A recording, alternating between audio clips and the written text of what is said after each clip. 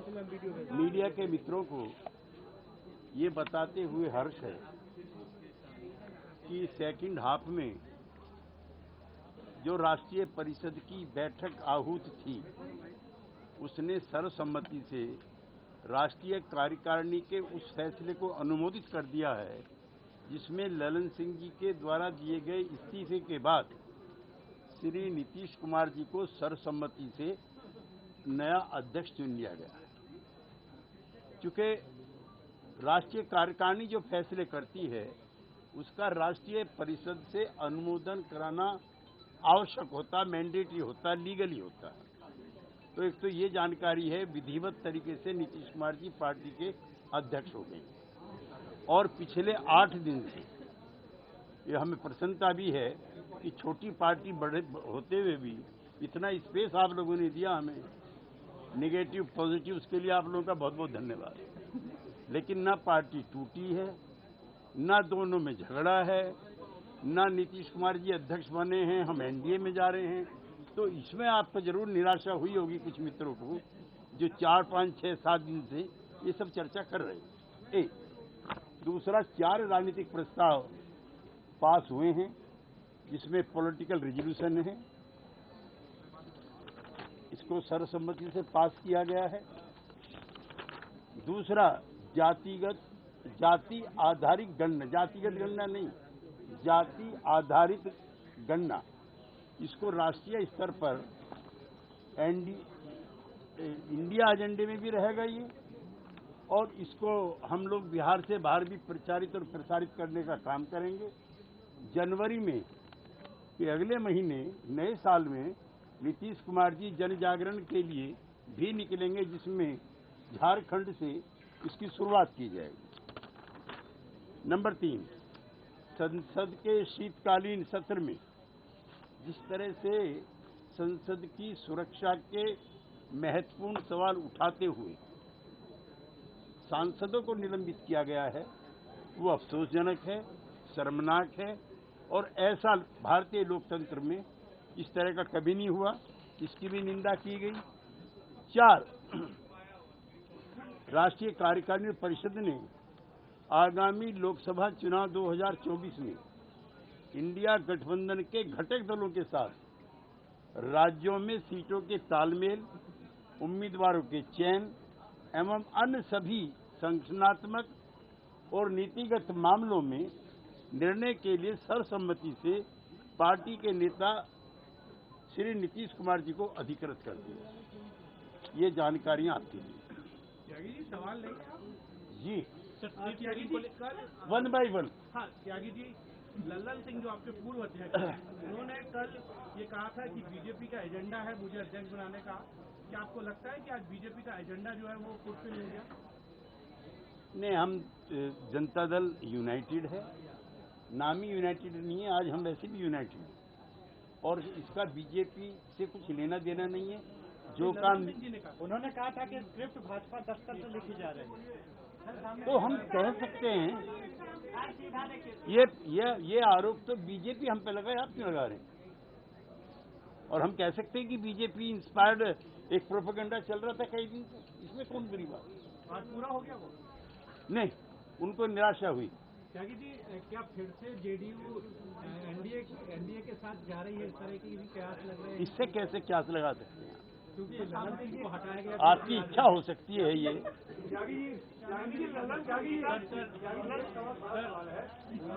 कार्यकाल अभी पूरा दूसरी बार पूरे 3 साल के बने थे, पूरा नहीं हुआ। अचानक लोकसभा चुनाव के पहले कौन सी आपका आ गई, कौन सा ऐसा समीकरण हो गया, क्या दिक्कत आ गई पार्टी में कि उनसे अध्यक्ष पद छोड़ना पड़ा, नीतीश कुमार के हाथों में थमा दिया? नीतीश कुमार जी पार्टी के सर्वमान्य नेता हैं, उनकी कदकाठी सहयोगी पार्टियों से बातचीत करने में, उनके साथ सीटों की तालमेल करने में, नीतिगत निर्णय लेने में, उसमें ज्यादा सुविधा हमको। त्यागी जी, जो यात्रा है नीतीश जी की झारखंड से आपकी शुरू होगी, इस पर थोड़ा सा जानकारी देंगे, कब से शुरू होगी और क्या ये राहुल गांधी की न्याय यात्रा के साथ? देखिए, एक दौर ऐसा था, मैं कई बार पहले भी कह चुका हूँ, बहुत विनम्रता से आपसे कहता हूँ, मैं उस संसद में था जिसमें आरक्षण का वीपी सिंह जी ने प्रस्ताव किया। आडवाणी जी का भाषण भी उपलब्ध है और श्री राजीव गांधी जी का स्वर्गीय उनका भी भाषण उपलब्ध है, किस तरह से उन्होंने जाति आधारित मंडल को रिजेक्ट किया था। एक कमंडल लेके निकल गए थे और दूसरों ने सरकार गिरा दी थी मिल करके। ये इतिहास की एक ऐसी घटना थी। मुझे प्रसन्नता है कि जो सोशल लॉज ऑफ डेवलपमेंट थे उन्होंने ऐसा काम किया है कि आज कोई भी पार्टी नहीं, होड़ लगी है। अगर शिवराज सिंह चौहान को जाना है तो यादव को आना है। ये कोई मामूली परिवर्तन नहीं है। ये अब से 15 साल पहले संभव नहीं था। ये अटल जी की पार्टी में संभव नहीं था, ये इंदिरा जी की पार्टी में संभव नहीं था, लेकिन आज ये कांग्रेस पार्टी भी और बीजेपी दोनों की ऐतिहासिक मजबूरी है कि जो सोशलिस्टों ने एजेंडा तय किया था, जो वीपी सिंह ने तय किया था, कर्पूरी ठाकुर ने तय किया था, सारी पार्टियां उस पर चलने के लिए मजबूर है। 3 कैबिनेट मिनिस्टर हैं मोदी जी के, जो उनकी मर्जी से या मर्जी के खिलाफ जाकर के कहते हैं, मिस्टर अथावले, मिसेस पटेल, अनुप्रिया और पारस, पशुपतिनाथ पारस, तीनों मंत्री कह रहे हैं कि जातिगत जनगणना कराइए। एक पार्टी नहीं है सहयोगी पार्टी, एक भी दिल्ली से लेकर के कलकत्ता तक जो नहीं कह रही है। तो ये हमारे विचारों की सबसे बड़ी जीत है। और इंडिया गठबंधन का जो एजेंडा है, इंडिया गठबंधन के जो मुद्दे होंगे, उसमें सबसे प्रमुख मुद्दा जातिगत जनगणना हम कराएंगे अगर हम सत्ता में आते हैं तो।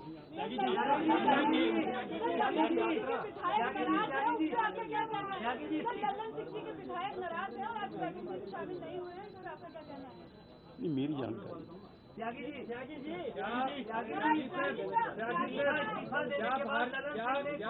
इस्तीफा देने के बाद ललन सिंह ने कोई अपना कोई वक्तव्य रखा? हाँ, वक्तव्य दिया है उन्होंने। क्या कहा है उन्होंने कहा है कि जो प्रचार और प्रसार पिछले 1 सप्ताह से किया जा रहा था, मुझको भी उसमें घसीटा गया। उन्होंने खुद ये कहा है।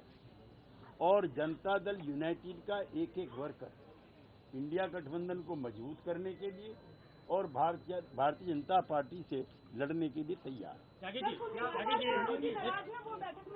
कौन सा नाम बताइए 2 लोगों का?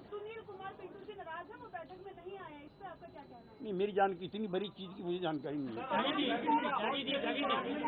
त्यागी जी, एक सवाल है, क्या ललन सिंह जी ने अपने भाषण में ये बात कही कि हमें बीजेपी के साथ नहीं जाना चाहिए? अगर ऐसा उन्होंने कहा तो क्यों कहा? नहीं, उन्होंने ये नहीं कहा। कोई भी जनता दल यूनाइटेड का नेता और कार्यकर्ता पुनः एनडीए में नहीं जाएगा, ऐसी घोषणा करना कोई बुरी बात नहीं। वो तो नीतीश कुमार भी कर रहे हैं। नहीं, हमें नहीं जाना चाहिए ऐसा कहा क्या? नहीं, ये नहीं कहा जाना चाहिए, नहीं जाएगा। उनका एमपीसी है कि नहीं जाएगा। त्यागी जी, एक सवाल है, जो भी जिस भी पार्टी ने एक नहीं, आपका तीसरा सवाल है। सवालों के जवाबों से भागते नहीं है। ये बताइए, जब भी आरक्षण की बात आई है, जिस भी पार्टी ने आरक्षण की बात की, चाहे वो वीपी सिंह या अन्य पार्टियां, वो चुनाव हार गए। क्या आपको नहीं लगता कि इस तरीके का आरक्षण की व्यवस्था जब भी करने की बात आती है तो पार्टियां चुनाव हार जाती है? भाई, लोग तो ये कह करके, भाई और बहनों, मैं पिछली जाति का हूँ, उसमें प्रधानमंत्री बन गए। वो दिन चले गए जब भारतीय जनता पार्टी जनसंघ 1-2 बिरादरी की, आपके वाली की भी हुआ करती थी। नहीं, अब ये पिछड़ों की, अति पिछड़ों की है। जिन्होंने ये भाषण आरा मुजफ्फरपुर में दिया था, वो देश के दोबारा प्रधानमंत्री बन गए, तिवारा जुगाड़ में। राम मंदिर के लिए न्योता मिला क्या? राम मंदिर के लिए न्योता नहीं, अभी नहीं मिला। लेकिन राम मंदिर के लिए न्योता अगर मिलता है तो हमारी पार्टी उसमें निसंकोच शामिल होगी। और ये जो एक पार्टी की तरफ से, त्यागी साहब फूलपुर से चुनाव लड़ेंगे मुख्यमंत्री जी? पहले सवाल का जवाब नहीं दे पाया। I am sorry. ये राम मंदिर का जो मामला है, मैं उसमें रहा हूँ। उस दौरान मुलायम सिंह जी के साथ ये मामला अदालत में विचारा था। जब आपने किया तो मेरी सवाल, और अदालत में रहते हुए जब आप ढांचे को तोड़ने के लिए जाएंगे तो क्या होगा? सुप्रीम कोर्ट का फैसला आया, हम सब लोगों ने स्वीकार किया, किसी एक पार्टी ने बताइए स्वीकार न किया। और भगवान राम जो हैं, डॉक्टर लोहिया जो हमारे नेता थे, उन्होंने बहुत बड़ी किताब लिखी है। राम कृष्ण से भी ज्यादा क्यों मान्य हुए, उस पर लंबा लेक्चर हो जाएगा जो आज का टाइम नहीं है। लेकिन हम उसमें शामिल होंगे अगर हमें आमंत्रित किया जाता। लेकिन ये पार्टी का ना एजेंडा हो करके ये सनातनी एजेंडा है और इसमें बगैर भेदभाव के सबको बुलाना चाहिए।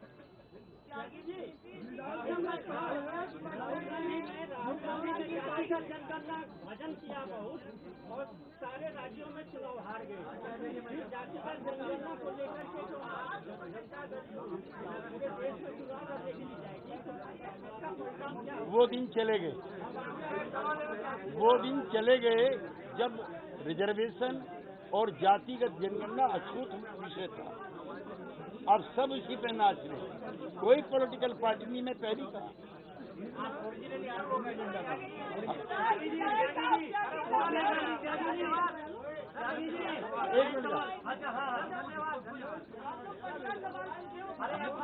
ठीक बात है। I agree. अध्यक्ष बन गए हैं, इससे इंडिया अलायंस में क्या असर होगा? क्या अब उनको कन्वीनर बनाया जाएगा इंडिया अलायंस का? वहाँ पे भी पद मिलेगा? अभी तक बिना पद के मिनिस्टर विदाउट पोर्टफोलियो चल रहे हैं, चीफ मिनिस्टर है वो।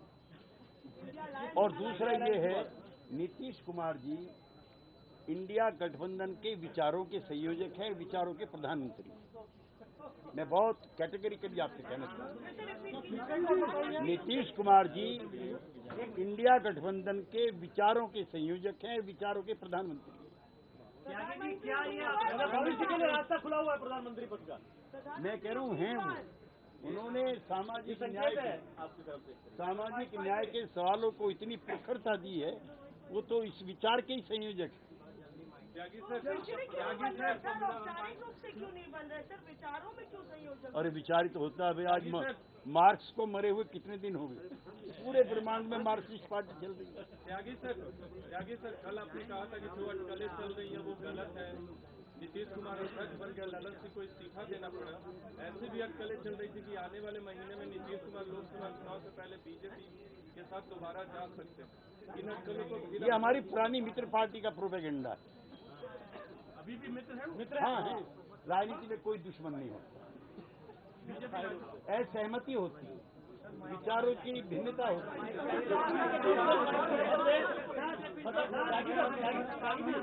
मतभेद है, मनभेद नहीं है। नहीं, मनभेद क्यों हो? कोई दुश्मनी थोड़ी है। और दूसरा ये नहीं, एनडीए में रहते हुए भी आप तो हमें अंडर एस्टिमेट करते हो। हमने तो तीनों सवाल उनके टंगवा दिए थे अपनी मित्र पार्टी। आर्टिकल 370 का जिक्र नहीं होगा, नहीं हुआ 10 साल तक, जब तक मोदी जी नहीं आए। यूनिफॉर्म, खबरदार अगर यूनिफॉर्म सिविल कोड का जिक्र किया, नहीं किया 10 साल उन्होंने। राम मंदिर, बाबरी मस्जिद का मामला जब तक कोर्ट तय न करे फिर कोई नहीं चलाया। बच्चा बच्चा राम का जन्मभूमि के काम का 10 साल तक किसी ने कहा हो तो बताओ। अब जमाना बदल गया, दौर बदल गया। लेकिन सर धारा 370 हटी तो आप लोग तो साथ में थे। बायकाट किया है ऑन रिकॉर्ड। आप थोड़ा पढ़ा भी करिए मेरे मित्र। क्या पुरानी दोस्ती रंग आएगी? सुनो, पार्लियामेंट जो कवर करते, एक मिनट, पार्लियामेंट जो कवर करते हैं वो जानते हैं कि आर्टिकल 370 पर हमने वॉकआउट किया। कहा प्रशांत जी? पुरानी दोस्ती रंग लाएगी, सहयोग करने की तरह ही हो गया ना सर। क्यों? और क्या? वॉकआउट माने नहीं रख पा रहे हमारा प्रोटेस्ट। तो आप 10 साल में सांसद रह गए, प्रोटेस्ट भी किया, वॉकआउट भी किया। पुरानी दोस्ती रंग लाएगी, पुरानी दोस्ती रंग लाएगी। नहीं, रंग फीका हो गया। और हो गया यार।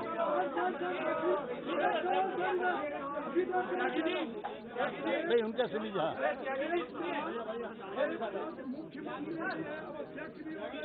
प्रधानमंत्री का भी लगभग चेहरा तय इनका है, इसलिए दबाव को ये कैसे बर्दाश्त करें? जैसे आप भाषण भी दे रहे हैं, कैमरे को भी लगाए हुए हैं और ध्यान आपका अपने उसमें है, तीन काम आप भी कर रहे हैं, वो भी कर रहे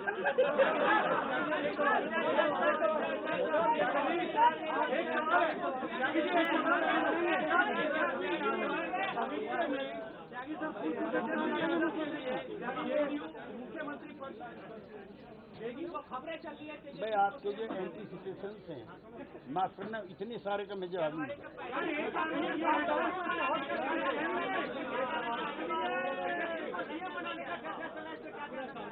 नीतीश कुमार जी स्वस्थ हैं, ठीक से काम कर रहे हैं।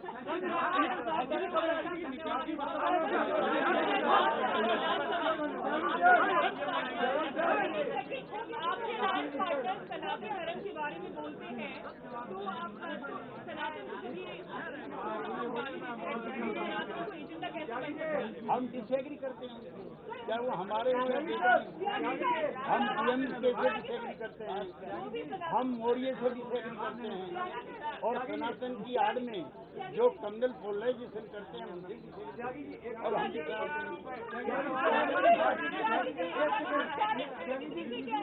सवाल उठाया है त्यागी जी। अब तो पटना की जो बिहारी हैं वो जानते हैं प्लीज उस पर हम कोई विवाद नहीं करते। नहीं, आरोप ये था श्री यादव को सीएम बनाने में लगे हुए थे, में लगे हुए थे, किसानों का कितनी सच्चाई है? अब तो अंदर वो नीतीश कुमार जी की प्रशंसा कर रहे हैं कि उन्होंने अच्छे काम किए। सर आज की मीटिंग आनंद फानंद हुई, क्या ये हॉर्स ट्रेडिंग से बचने के लिए हुई है? इन्हें हॉर्स ट्रेडिंग कौन कर सकता है, हम तो उल्टा कर देंगे।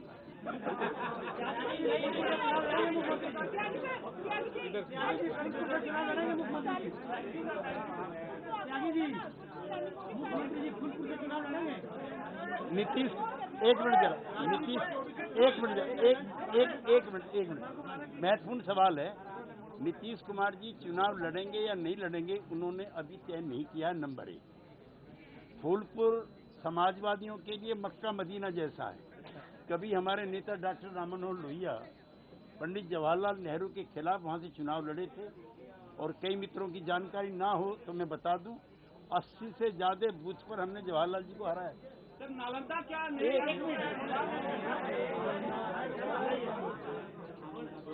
फूलपुर से चुनाव लड़ेंगे या नहीं लड़ेंगे ये अखिलेश यादव जी और नीतीश कुमार जी का सामूहिक फैसला है। जाति जनगणना का मुद्दा आपने छोड़ दिया है 2024 के लिए। आरजेडी सुन लीजिए, आरजेडी और जेडीयू के बीच में सब कुछ ठीक ठाक है, और बिहार मॉडल बनेगा सीटों के बंटवारे के मामले में भी, जहां कोई विवाद नहीं होगा। आरसीपी सिंह के ऊपर आरोप था कि जेडीयू में रहते हुए बीजेपी के लिए काम कर रहे हैं, कि बहुत करीब के ऊपर लगा कि ललन सिंह लालू यादव के बीच चले गए, दोनों यादव के क्या लालू यादव जी गठबंधन के नेता हैं, लालू यादव जी गठबंधन के नेता हैं, और आरजेडी हमारी मित्र पार्टी